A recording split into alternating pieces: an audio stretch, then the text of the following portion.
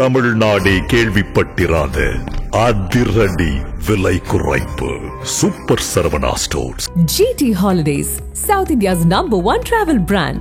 You know you are special when you're with GT Holidays. பழைய நகையை கொடுத்து white 11 monthsல அதே எடைக்கு புது நகையை எடுத்துக்கோங்க. எக்ஸ்ட்ராவா ₹1 தர வேண்டாம். Magic volt gold exchange. 243 தொகுதிகள் கொண்ட பீகார் மாநிலத்தில் அண்மையில் 2 கட்டங்களாக சட்டமன்ற தேர்தல் நடந்து முடிந்தது. அதில் நிதிஷ்குமார் மற்றும் பாஜகவின் தேசிய ஜனநாயக கூட்டணியும் காங்கிரஸ் மற்றும் ஆர்ஜேடியின் மகாபந்தன் கூட்டணியும் களம் கண்டன. ஆனால் இன்றைய தேர்தல் முடிவுகள் நிதிஷ்குமார் மற்றும் பாஜகவின் தேசிய ஜனநாயக கூட்டணிக்கே சாதகமாக அமைந்துள்ளது. நிதிஷ்குமார் தான் மீண்டும் பீகார் முதலமைச்சராக போகிறார் என்பது கிட்டத்தட்ட உறுதியாகியுள்ளது. இந்த சூழலில் பீகார் அரசியலில் நிதிஷ்குமார் ஒரு தவிர்க்க முடியாத சக்தியாக விளங்குகிறார். கடந்த 20 ஆண்டுகளாக முதலமைச்சராக இருக்கும் அவர் ஒவ்வொரு தேர்தலிலும் முக்கியத்துவம் பெற்று வருகிறார். பீகாரில் எந்த கட்சியுடன் கூட்டணி அமைத்தாலும் அந்த கூட்டணி வெற்றி பெறுவது நிதிஷ்குமாரின் அரசியல் வியூகத்தின் மாயாஜாலம் என சொல்லப்படுகிறது. பீகார் அரசியல் வரலாற்றில் 2005 முதல் ஆட்சிக்கு எந்த கூட்டணி வந்தாலும் நிதிஷ்குமார் மட்டும் மாறாமல் முதலமைச்சராக நீடிக்கிறார். நிதிஷ்குமார் தனது ஐக்கிய ஜனதா தளம் கட்சி தனிப்பெரும்பான்மை பெறாவிட்டாலும் குறிப்பிட்ட சமூக வாக்குகளை தக்க வைத்துக் கொள்கிறார். பீகார் அரசியலில் அவரை பற்றி அலசி பார்த்தபோது அதில் பல்வேறு தகவல்கள் புதைந்திருக்கிறது. 1970களில் இந்திரா காந்தியின் எமர்ஜென்சி பீரியடை எதிர்த்து பல அரசியல் கட்சிகள் ஒன்றிணைந்தன. அதில் முக்கியத்துவம் வாய்ந்தவராக கருதப்படும் ஜேபி எனும் ஜெயபிரகாஷ் நாராயண் ஜனதா கட்சியை தொடங்கினார்.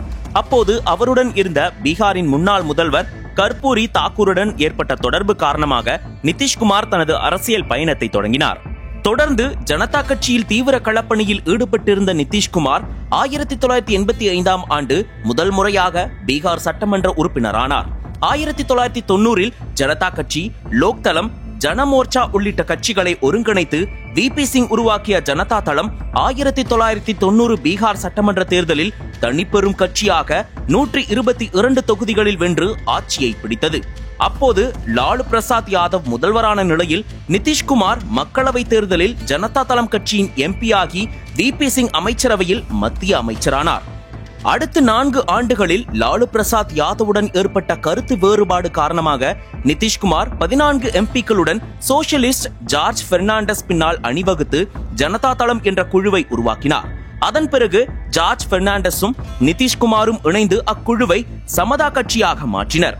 அக்கட்சி 1995 பீகார் சட்டமன்ற தேர்தலில் தனித்து களமிறங்கி வெறும் 7 இடங்களில் வென்றது.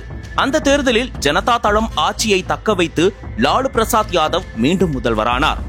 இதனிடையே 1996, 1998 மக்களவை தேர்தலில் பாஜகவுடன் சமதா கட்சி கூட்டணி அமைத்தது. அதன் நீட்சியாக 1998இல் நிதிஷ்குமார் ரயில்வே துறை அமைச்சரானார். இதையடுத்து 2000ஆம் ஆண்டு காலகட்டத்தில் மீண்டும் மாநில அரசியல் பக்கம் திரும்பிய நிதிஷ்குமார் சமதா கட்சியை அதிகாரப்பூர்வமாக ஐக்கிய ஜனதா தளத்துடன் இணைத்தார். 2005ஆம் ஆண்டு பிப்ரவரி சட்டமன்ற தேர்தலில் யாருக்கும் ஆட்சி அமைக்கும் பெரும்பான்மை கிடைக்காததால் நவம்பர் வரை குடியரசுத் தலைவர் ஆட்சி அமல்படுத்தப்பட்டது.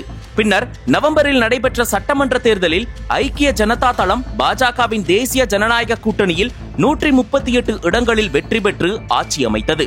தொடர்ச்சியாக 15 ஆண்டுகளுக்கு ஆட்சியில் இருந்த லாலு பிரசாத் யாதவின் ராஷ்டிரிய ஜனதா தளத்துக்கு அத்தேர்தலில் முற்றுப்புள்ளி வைக்கப்பட்டது.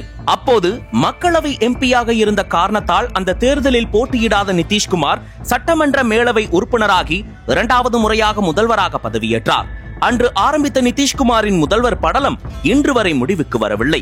சரியாக 2014 வரை, அதாவது 17 ஆண்டுகளாக பாஜகவுடன் உறவில் இருந்த நிதிஷ்குமார் 2014இல் மோடியை பிரதமராக முன்னிறுத்தியதால் பாஜகவுடனான உறவை முறித்துக் கொண்டார்.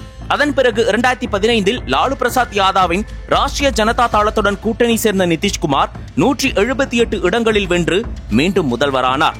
அதன் பிறகு 2017இல் லாலு பிரசாத் யாதவ் மீது ரயில்வே பணிக்கு லஞ்சமாக நிலம் வாங்கிய குற்றச்சாட்டு தீவிரமடையவே நிதிஷ் அந்த கூட்டணியை முறித்துக் கொண்டு மீண்டும் பாஜகவுடன் கைகோர்த்து 2020இல் முதல்வரானார்.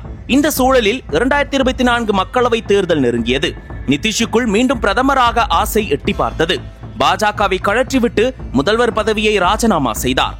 ஆர்ஜேடி காங்கிரஸோடு சேர்ந்து கூட்டணி அமைத்து மீண்டும் முதல்வரானார். அதோடு தேசிய அளவில் எதிர்க்கட்சிகளை ஒன்றிணைத்து இந்தியா கூட்டணியை உருவாக்க காரணமாக அமைந்தார். அந்த நேரத்தில் இந்தியா கூட்டணி தன்னை வேட்பாளராக அறிவிக்கும் என்று காத்திருந்த நிதிஷுக்கு ஏமாற்றமே மிஞ்சியது. இதையடுத்து மீண்டும் ட்விஸ்ட் மேல் ட்விஸ்ட் கொடுத்த நிதிஷ், செத்தாலும் இனி அவர்களுடன் உறவு கிடையாது என்று யாரை சொன்னாரோ அந்த பாஜகவுடன் கூட்டணி அமைத்து 9வது முறையாக பீகார் முதல்வரானார். இத்தகைய சூழலில்தான் அண்மையில் நடந்து முடிந்த சட்டமன்ற தேர்தலில் பாஜகவுடன் கூட்டணி சேர்ந்து 190க்கும் மேற்பட்ட தொகுதிகளை வென்று சாதனை படைத்துள்ளார். தற்போது 10வது முறையாக முதல்வராக பதவியேற்க இருக்கும் நிதிஷ்குமார் கடந்த 20 ஆண்டுகளில் எந்த கட்சியுடன் கூட்டணி சேர்ந்தாலும் அவரே முதல்வர் அரியணையில் இருக்கிறார் என்பது குறிப்பிடத்தக்கது. நக்கீரன் டிவிக்கு சப்ஸ்கிரைப் செய்யுங்கள். உங்கள் ஆதரவே எங்கள் பலம். ஆசிரியர்களுக்கு நண்பனாகவும் மாணவர்களுக்கு ஆசானாகவும் திகழும் தேர்வு வழிகாட்டி. ஒவ்வொரு பாடத்திற்கும் அனுபவமிக்க ஆசிரியர்களின் துல்லியமான தெளிவான விடைகள். CNC இருக்கு, தேர்வு பயம் எதற்கு? இது தீரன் பப்ளிஷிங் ஹவுஸ் விற்பனை வெளியீடு.